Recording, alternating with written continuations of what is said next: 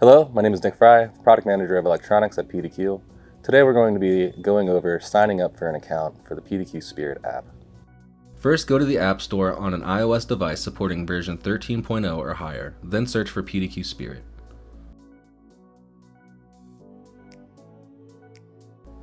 Once downloaded, open the PDQ Spirit app. You will be brought to the sign-in screen.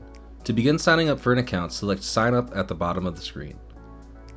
Next, enter your first and last name, a valid email address, password, and phone number. Make sure the created password follows the password guidelines listed below. Once finished, select Next.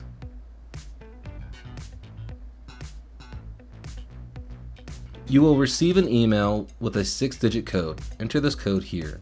If you have not received a code within 15 minutes, select the option Didn't Receive Code tab here. You can add a picture to the account by selecting the gray user icon and choosing the picture you want to use. Select Next to finalize the newly created account. Congratulations, a new account has been created and activated and now can be used with PDQ Spirit locks. Thank you for watching. If you'd like to learn more about our Spirit series, visit our website at www.pdqlocks.com.